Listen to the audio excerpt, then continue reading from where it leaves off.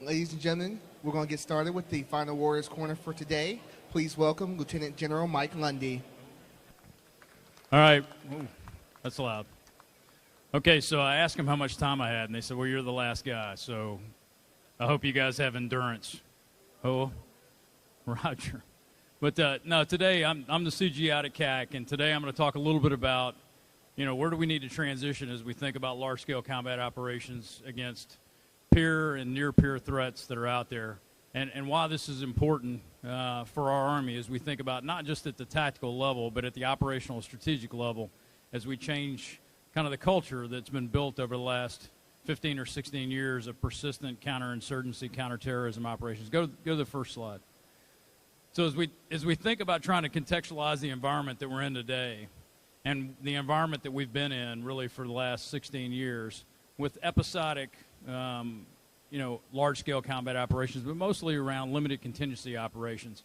And if you look at the difference between those two, and when you do something for 16 years, it becomes a part of your culture. That's a long time to do one set of activity, and that's one of the challenges we've got today, and one of the reasons why, from a doctrinal perspective, and the reason that we found we had a gap in our current doctrine and why 3.0 was developed and written was to really address this challenge that we've got as we think about large-scale combat operations against peer and near-peer threats that we see that are emerging around the world. And I would tell you, 20 years ago, the thought of us being in competition or potentially conflict with a peer threat was much less than it is today, and that's back on the rise.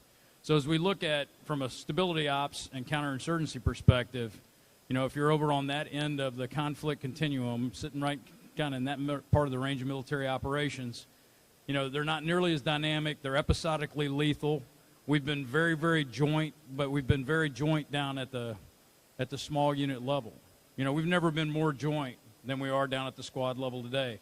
But how joint are we at the operational level, higher tactical level headquarters, and is it the right level of jointness for us to be able to address competing in competitive domains, which we see? And I would argue that it's probably not, because there has not been a lot of competition in those domains. Yes, we've seen cyber threats. Yes, our adversaries have been very effective at using information ops, but we haven't been contested in the air domain. We haven't been contested at sea. Space has had limited contested, starting to become a little more contested. So again, that's a difference. We've had less competition within the domains, and as we look to the future where we may have to face a peer threat, the competition in those domains is going to be significant, and we may not even have parity. We may be at a disadvantage. And that's the other thing about how you look at limited contingency operations from a counterinsurgency perspective or stability ops, counterterrorism versus large-scale combat operations, because we're not as forward deployed as we used to be around the world, that we're going to start at a position of disadvantage. I mean, we're going to have some physical disadvantage just by location. So how do we become more agile, expeditionary, and capable of influencing? And that's one of the reasons why 3.0 is written a little bit different than you look at previous versions of 3.0 or 100-5. If you look in the middle parts of the chapters where it talks about conducting offensive operations, defensive operations, those things are going to look very familiar to many people who read them. But when you look in the front of the manual where we talk about the Army's 4 strategic roles of being able to shape the security environment, how to prevent conflict, how to prevail in large-scale combat operations, and then consolidating gains to be able to make that temporary permanent, to be able to get to the purpose of the operation, those are very different. We used to start our doctrinal manuals when we thought about warfighting kind of at the line of departure, and we kind of concluded the manual kind of actions on the objective or consolidation on the objective. And 3.0 really takes into account the entire evolution of competition, and it really does get after, because when we look at our peer threats, they're competing today. They're competing in the information environment, they're competing in cyber, and so what our Army does for the joint force, when you think about the role of our theater armies, that they are able to compete because they are forward postured and they are in position in theater, and that's why they become so important. And then the roles of our divisions and corps as they evolve and change from, where they've been joint task forces, joint force land component commands. If we think about warfighting with a peer threat, where we've got multiple corps that are involved, they're not going to be taking on that joint task force headquarters role any longer. They're going to be operating at the tactical level. And you can think about the early stages of OIF. You can look back at Desert Storm, where our corps were tactical headquarters. Those are very different roles and responsibilities, require different types of training, different kinds of doctrine for us to be able to address that. So the environment is very much, when you ask the question of why 3.0 and why we need to think about large-scale combat operations, the environment has changed. It has changed dramatically, and this is not rewinding the tape 30 years to the Fulda Gap when we had 400,000 U.S. soldiers forward presence in Germany to face the Soviet Union. Our threats today are much more sophisticated. They're much more capable in certain areas, although they may not be as large, but we also don't have the forward presence. So there's lots of things that have changed the environment that are driving this model for us to be able to change. So first and foremost, if you're going to drive change, there's got to be a reason. And the reason is the world is constantly changing. The threat environment has changed. Our adversaries have changed. And they've watched us for the last 16 years.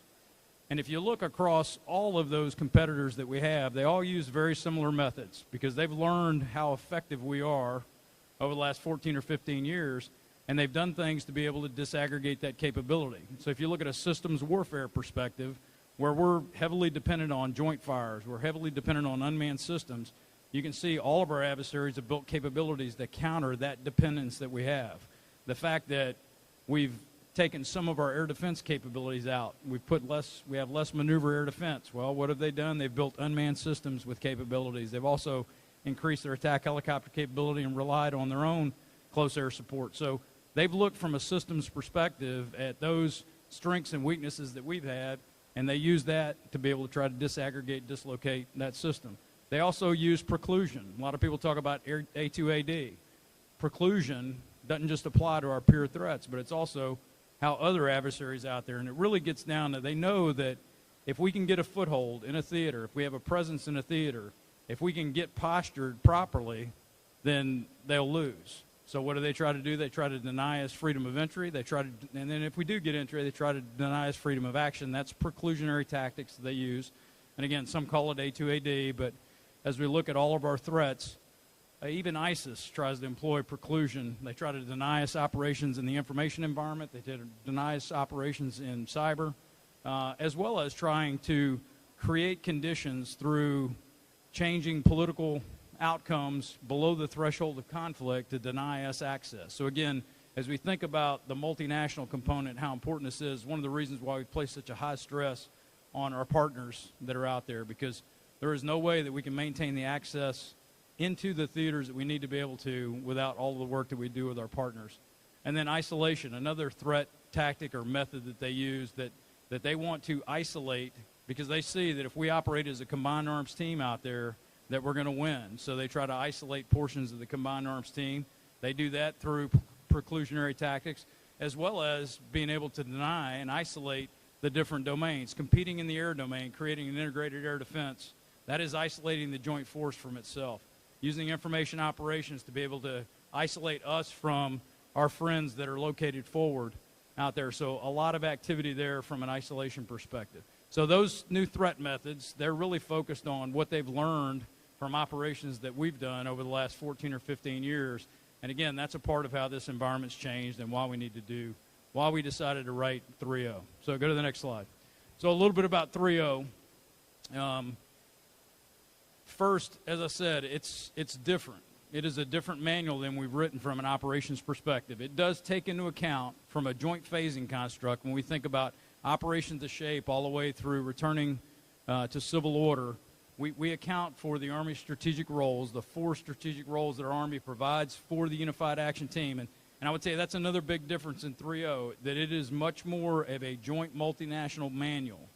And we have contextualized everything that we do within that from a unified action partner team. So it is much better nested from our tactical doctrine, which is what the services write, up to our joint operational strategic doctrine, which the joint force produces.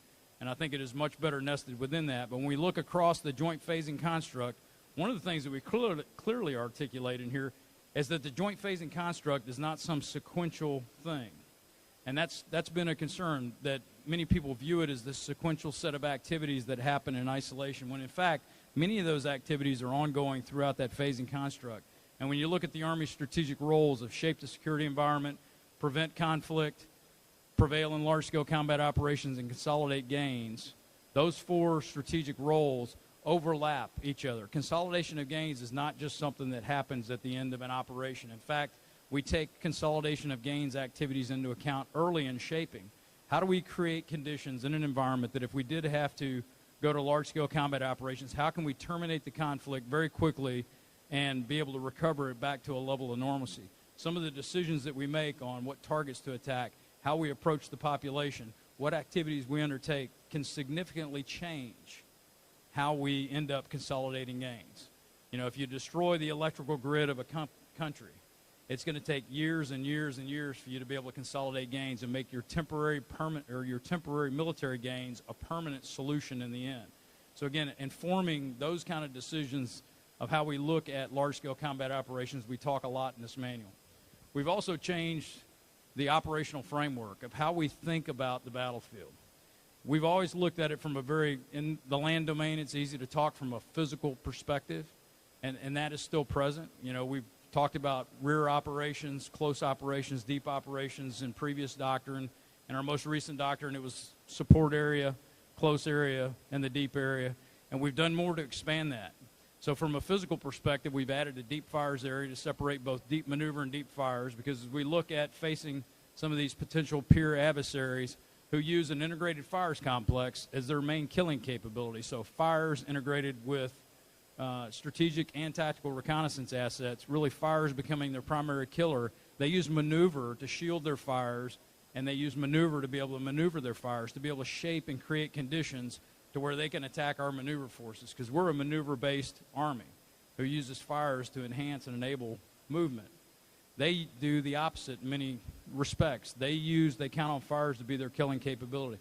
And when you face that kind of threat, it is essential that we think about deep maneuver, that we can't get into a battle of attrition. If we spend all of our time focused on their maneuver forces while we're taking significant amounts of indirect fire, then we're going to be attrited in an attrition-based fight. So really, we have the expectation that we're going to fix and bypass lots of maneuver to be able to maneuver deep. There's going to be time that we're going to have to do that to be able to disaggregate their integrated fires complex, dislocate their integrated air defense, to enable our joint force to be able to fight as a combined arms team. So with that in mind, we had to look within the framework, how do we account if it is that we're going to, because we want high tempo, and for us to maintain tempo, if you attack every single target, every single maneuver force out there, you're not going to maintain the tempo that you need to be able to operate in this kind of environment against this kind of threat. So we looked at adding a piece to the framework, which is the consolidation area. And that is a dedicated area to where we have dedicated forces, not pulled out of the close fight, not pulled out of the deep fight, but for the theater army, when they're sitting down with a joint force commander and thinking about how they tailor and apportion forces, that they have to account that, hey, we need maneuver forces to be able to deal with these bypassed enemy forces. It can be part of our coalition partners, or it may be forces that we bring into theater. And we saw this in the early stages of OIF-1, that there's going to be operations that will be going on behind the close fight that we're going to have to account for with maneuver. This explains in greater detail how we do that and dedicates a part of space there within the physical construct of how we think about it to account for that separate set of operations for us to be able to first focus on security tasks, to be able to reduce any bypass forces, to prevent the enemy from being able to reconsolidate and provide other types of resistance out there. Then it moves to more stability operations. So we haven't walked away from what we've learned in the last 17 years, 16 years. In fact, we've integrated many of those lessons within the construct of how we think about large-scale combat. So as we've thought about this operational framework, that's the physical aspect. But you can't just look at the physical aspect because, again, the environment has changed. So we talk about the virtual components, the cognitive components, and the temporal components. And time has always been with us. Time has always been a factor. Time is linear. Okay, you can't make, it's hard to figure out how you get simultaneity of time. So time is a linear construct, but we've always just thought about time with respect to movement tables, time of flight of munitions, how long it's going to take us to do something. But we haven't really thought about how long it takes to generate effects necessarily. And when you think about effects in cyberspace, you think about information effects, understanding, one, how long it will take you to request an effect, how long it will take you to generate an effect, how much assurity that you have. Those are all temporal things that commanders have to now take into consideration. From a cognitive perspective, we'll wait for the announcement. Our walking challenge champion for today Is me. actually for the second day in a row, Julie Hill of the Navy Federal Credit Union. Congratulations, Julie. Julie will receive a $50 gift card. Julie may pick that card up at the AUSA Pavilion. That's from 307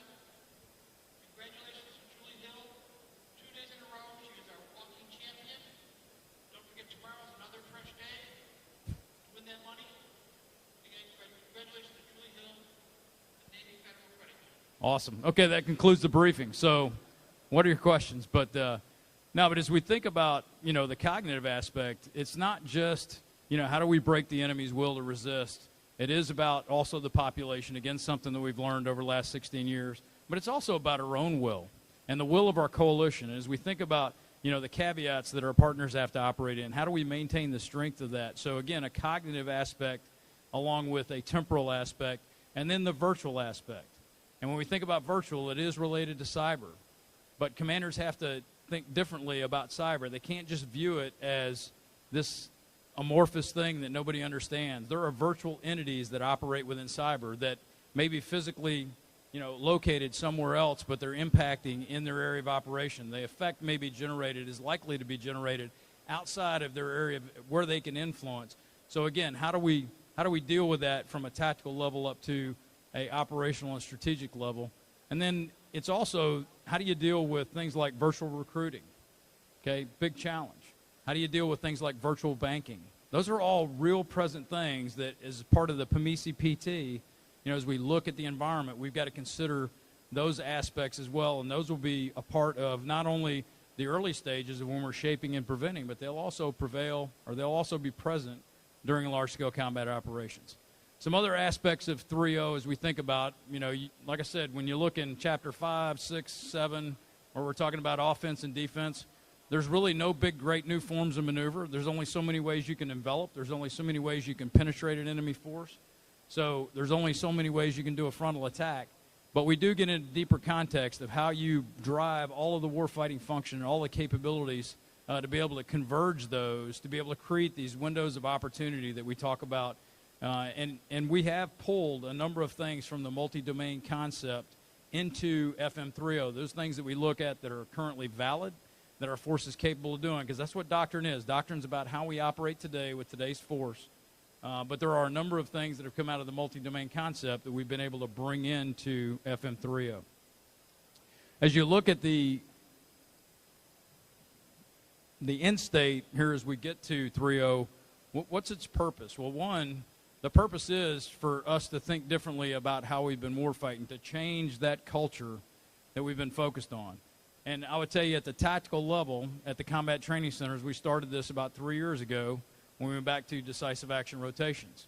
We haven't necessarily changed to date. We are this year because we didn't have the doctrine really to drive it, how we were looking at our professional military education. So we're shifting from, a lot of different counterinsurgency type discussions within our PME to focusing on large-scale combat operations. This doctrine is able to drive that. And that's really one of the big drivers, is how we look at training and leader development, not only in the institution, but at home station and in the operational force. We made the shift several years ago within our combat training center program, and that's where we really kind of got a full appreciation for the fact that we didn't have quite enough doctrine out there to really be able to address this. And also the things that we're learning forward in the theater armies of what they're experiencing with competition below the threshold of open conflict. We knew that we needed to address that in the doctrine, and we did that within this version of FM3.0.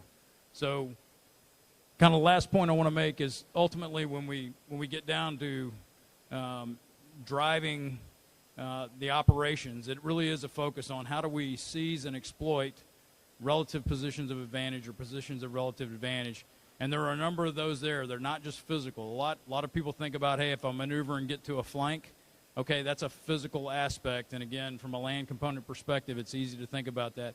But how do you cognitively achieve a position of advantage? How do you maintain a position of advantage from a will perspective? Maintaining the will of the coalition is just as important to being able to achieve a victory than it is breaking the will of your enemy. And so all of those things of how we address these positions of advantage are encapsulated within FM3.0. So this is really going to drive, how the Army's going to operate over the next, 5 to 7 years. We'll see as multi-domain battle, and we will do continual updates, obviously, across our doctrine. But today we've got ADRP 3 and ADP 3.0 that are out, as well as FM 3.0. That's our foundational benchmark operations doctrine. But this is driving change across all of our doctrine at each of the warfighting functions.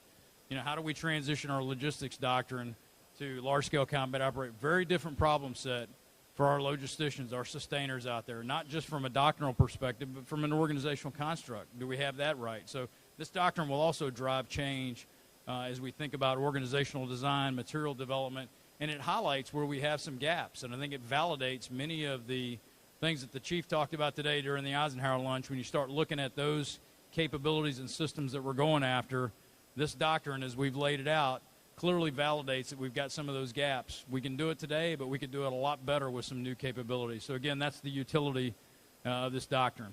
But again, it's not gonna live forever. It's going to continue to evolve, much like all of our doctrine does and our concept work. So that's where I want to kind of transition at. Where do we look out in the deep future?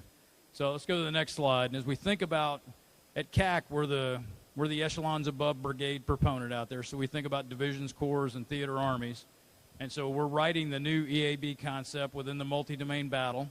And I'm not going to go through all of this, but I would tell you that if you look at, the red boxes up there, it kind of gets to what I talked about in that operational environment, that we're going to be contested across all domains, that we're going to have adversaries who are going to have capabilities that are going to challenge our own, rival our own, if not be, potentially better than our own. And there's going to be a persistent challenge against all of our networks and our mission command. So when we think through those problems, as we think about how do we want to think about organizational design for our divisions, corps, and theater armies, what the roles are, what missions and tasks they will perform in the future, or some of the big things that we're really looking at is, one, when we optimize the formation, we want to optimize it for the upper end of the range of military operations. It is much easier to scale down from large-scale combat operations to small-scale contingency operations. It's much easier to scale down than it is to scale up. So again, that's where we want to optimize the formation. We want to have formations. Today, we've optimized headquarters. Our divisions, our corps, our theater armies are really headquarters. They're not built as formations with capabilities when we modularize the Army. So we believe that in the future, we need to go to a hybrid-type modularity to where we have organic capabilities that are resident within divisions and corps for them to be able to shape and enable the close fight and to be able to execute the deep fight. And that's across all of the domains. So a multi-domain, cross-domain capability at echelon to be able to do that. Because ultimately, when you've got brigade combat teams out there doing semi-independent maneuver, you're going to need echelons above brigade capabilities to enable that and to be able to ensure them to win. Because even though they may be maneuvering deep, they're in a close fight. And somebody's got to be dealing with that deep fight beyond them, whether it's cognitively, temporally, virtually, or physically. And that's where we need to move these formations to and give them capabilities to be able to shape and enable those kind of fights. I think the other piece that's key and we found is our ability to be able to see and decide very quickly and to act very quickly. And again, how do we structure these formations to where they've got significant sensor capability, significant analytic capability to be able to understand the environment? Because to be able to operate in a very competitive space, if you don't understand the environment, you can't see and understand it very quickly, then your formation is not going to be very good. So again, that's another key component of being able to look at optimizing. And then ultimately down at the end, we've got to get after continuing to update our doctrine, which we've got, 3.0 out now. That serves a bridging purpose for the next 4 to 5 years, maybe 10 years. But then this concept, and as we flush out the multi-domain battle concept, that will then migrate down into our doctrine. So doctrine is going to be a constant evolution. And again, I talked about cross-domain, both lethal and non-lethal fires, and having it at the right echelon with the right depth to be able to influence the fight, provide the Joint Force Commander the options they're looking for while enabling these brigade combat teams to conduct semi-independent maneuver. And then obviously everything that we get after, we got to drive a leader development perspective to it, a professional military education. If you think about things like the synthetic training environment as we go to the future, and the chief mentioned that during the Eisenhower lunch today, the importance of that, because this takes repetition. It takes lots of repetition. And you've got to create an environment where you can do these repetitions, and that really is through our synthetic training environment. Live training will still be of high value. The Combat Training Center programs, which really drive change in our Army, will still be of great value, but we have to do more and more reps, especially as more, as the environment continues to become complex. How do we create enough repetitions and do things that we may not be able to do in live training? There's certain activities that we can only do in simulation, and so that's where it's going to be key as we move forward to bring the synthetic training environment on. And that's not just for the operational force, That's for professional military education and bringing it into the institution and being able to deliver it to the point of need from, the squad level all the way up to the theater army level. It's got to be scalable at echelon, because you can't train for large-scale combat operations just down at the squad, platoon, or company level. You've got to train those 2, 3, and 4-star headquarters to be able to operate in that environment, and the SD has to be able to do that. And then, as I mentioned, how we think about echelon capabilities. Divisions and corps are going to need fires. They're going to need aviation. They're going to need intelligence capability. They're going to need some engineer capability. Some of those things that we used to have in formations, well, we're going to go back to the future a little bit because they were there for a reason. And as we moved from, large-scale combat operations focus to small-scale contingencies, they had less of a purpose then, and we could take a little bit of risk. Now we're seeing through all the analysis that we're doing, the war games we're doing, that those resident capabilities need to be back in those formations. So again, as we think about the future, that's how we're going to transition and with the EAB concept, which we're writing right now, and it will come out as a part of a family of concepts within the multi-domain battle concept itself. And this will drive organizational design and how we think about those organizations operating, and ultimately will drive the changes to doctrine as we continue to evolve our operations manual. So with that, I'm going to take questions. We'll get you on a speaker. Thank you, General. John Harper with National Defense Magazine. I wanted to ask you a question about the synthetic training environment. As you look at that, can you kind of flesh out what you can do in that environment that, say, for example, you couldn't do with live training as you prepare for kind of higher-end threats, multi-domain battle? Yeah, well, one, it's very, at the home station level, it's pretty difficult to bring all of the combined arms together. You can, but it comes expensive and it takes time. So in a synthetic environment, you can change the conditions that you want to operate in. I can move from day to night. I can move from contested to less contested or vice versa. So you can change all the variables that you train in very quickly. So you can start out with one task or one set of collective tasks, and you can do it in a fairly permissive environment. Then you can ratchet up all of the threats to a higher level. You can do that in live training, but it takes a lot of time to reset that. And so that's why you can build all those reps. Then when you go into live training, it kind of comes in at the higher level. So I think that's probably the best example I can give you. But, from an aviation perspective, as an example, there's maneuvers that you can do in simulation that you really probably only should be doing if you're in live contact.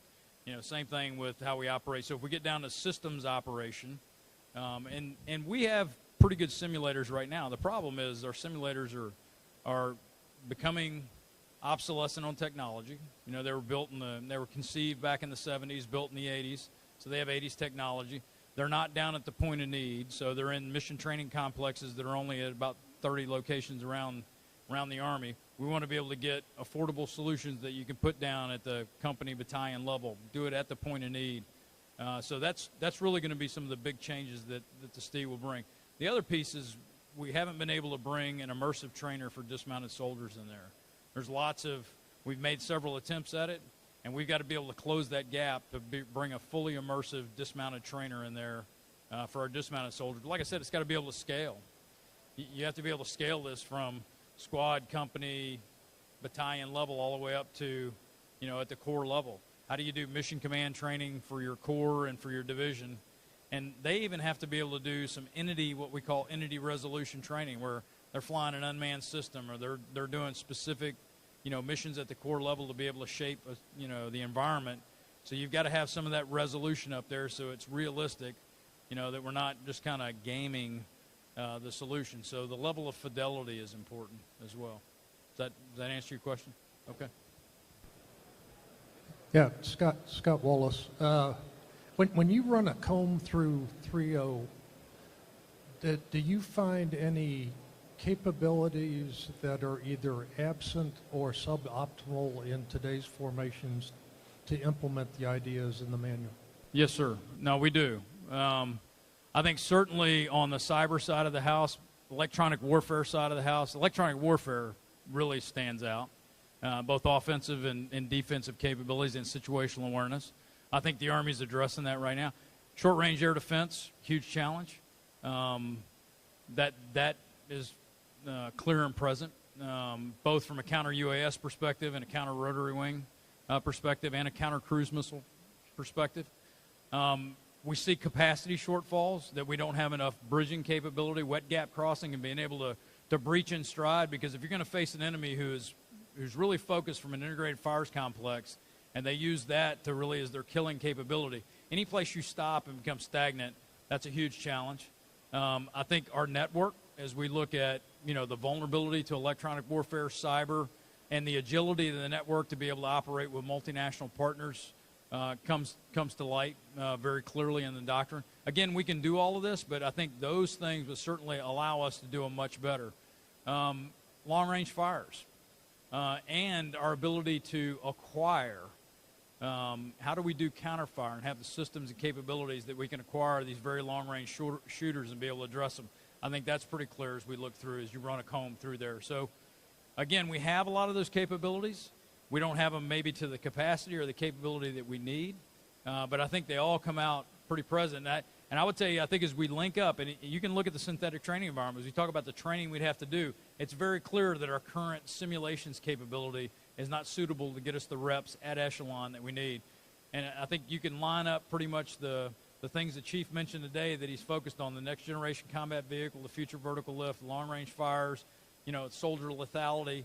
All of those things and the network start to line up against, well, if you improve those, we would be dramatically, it would be a significant impact on our ability to execute in a positive way. So I think those definitely come out, sir. Oh. What other questions? Mark? What's his name? Hey, sir.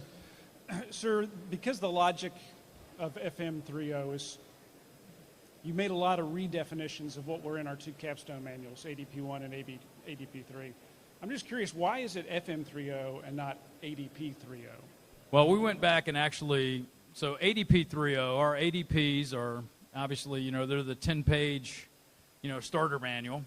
So they lay out the principles. FM30, FMs are tactics. This is a tactics manual. Now, some of the changes that we made down in the manual, we actually went back up and readdressed in 3.0 because 3.0 didn't adequately address some of the things that we needed to. So the new ADP, ADRP, and FM30 are now all aligned. That's why we released them all back out again together. When we went back and, so there's a new ADP 3.0 and a new ADRP 3.0 that corrects some of the things that we went back in and addressed in FM 3.0. We went back up in the higher echelon manuals and fixed those because it just wasn't adequately explained up there. And we saw this as we went through and developed out 3.0 and put more texture in there. We're like, hey, we have a problem up here. We went back in and corrected those things. And so they're now all aligned. And that's what we're doing through all of our doctrine now. We're focused a lot on the FMs down at the different warfighting functions. So FM 495, which is our big sustainment FM, it needed a lot of work because it was focused on enterprise-level logistics. It wasn't focused on tactics. And what we're finding is out at the NTC, we're seeing units that are struggling with, how do you do tactical sustainment? Well, there wasn't good doctrine out there for that. It was focused on counterinsurgency, which is a very different environment than having to sustain a maneuvering force at scale. So this has allowed us, and that's probably the other big hole that we found in 3.0 as we went through and did all of this. It started, and we ran the comb through it, and we're like, okay, we got a bunch of doctrinal challenges because we kind of evolved over 15 years, and our doctrine took on very much a counterinsurgency flavor. So did our PME. And all of that's changing. It started to change last year, but it's going to be a dramatic change this year. Does that answer your question? So we'll take your SAM certificate away. You'll have to go back through again. We'll read more doctrine. Oh. Go ahead. I'll let you talk in mine. Todd South, Military Times, sir. At least the brigade level and above, the battlefield is going to be much more complex than it is now or has been historically. Yeah, one of your slides mentioned developing leaders. So what does the future look like in development for the young lieutenant captain now pushing forward? No, wow, this one's a lot louder. Or maybe it's just me. I've gotten noisier. That's okay. I'll talk softer. It's a great question on, because when we think about, the primary weapon system in the Army, it's the soldier and the leader. And so how do we get after making that change that we need to? So as we look throughout all of our PME, and I'll talk officer PME first, as we look down at, what we're doing for our lieutenants and our captains, certainly when you think about what an artillery lieutenant was doing maybe 5 or 6 years ago, where there was a high likelihood that they're going to be going to a unit's doing an infantry task. We were still teaching them some of the fundamentals of being a field artilleryman in BOLIC, but the level of focus probably wasn't where it needed to be on how we think about, executing fires. Same thing with our captains. So not huge changes down for our lieutenants and captains. We are driving this doctrine in there to get them to think about the environment differently. Once we get to, the majors, I mean, we've changed it from a brigade-focused command and general staff college to a division focus, because that's really kind of the first place where you put all the combined arms together in this kind of a fight. And so we've changed, how we're educating our majors at that level. So I think that's kind of the big hand wave differences. There are, as you get down into, we've added a number of courses that are within, as you think about airspace. How we've managed airspace in a coin fight is very, very different than how we're going to have to manage the simultaneity of delivering aerial delivered fires, indirect fires, and all the other activity that's going to be going on in the third dimension. So we've changed all of our courses that we do down at Hurlburt. We teach all of those for the Army on how you manage airspace. We're doing a JAGIC course now, so the Joint Air Ground Integration Cell, which is within the division. We're going around to each one of the divisions and working courses with them to develop soldiers that understand that complex airspace that they'll have to manage. So, it's changed pretty much all of our training to a degree, all of our education across the board. It's nuanced at each level of how much it is. It doesn't really impact the soldier in basic combat training. The lieutenant, a little bit less so, the captain more. Again, it's mostly about them getting into a deeper knowledge of doctrine. They paid a lot of attention to the coin and stability operations portion of our doctrine. Now they've got to focus a lot more on, offense and defense. But once you start getting up into the higher, even when you get up into the war college, how we think about what are those activities that we need to be talking to our colonels about, of how they operate, at the theater level on prevention and shaping, how do they think about the operational environment is different than the way we've been reviewing it lately or in the recent years. That get to your question? Nice tie. Hey, sir, in that same vein, given the lack of contact personnel have with the institutional force, can you talk a little bit about the importance of the operational force in bringing this change, this culture change that you're talking about? Yeah, I mean, the thing that drives change in our Army, no kidding, I mean, the number one change agent is not professional military education, because it's episodic. I mean, the average officer is going to go through and do 3 years of school, and it's going to be you get a year group at a time. The way we bring change, the way we've always driven change, frankly, from an operational perspective, is our combat training centers. And that directly impacts our operational forces. I mean, that's how we train them. So whether it's through the Mission Command Training Program, the National Training Center, the Joint Readiness Training Center, or JMRC, those are truly the things that you drive. That's the way you can drive the most rapid, most effective change in our Army from a warfighting perspective.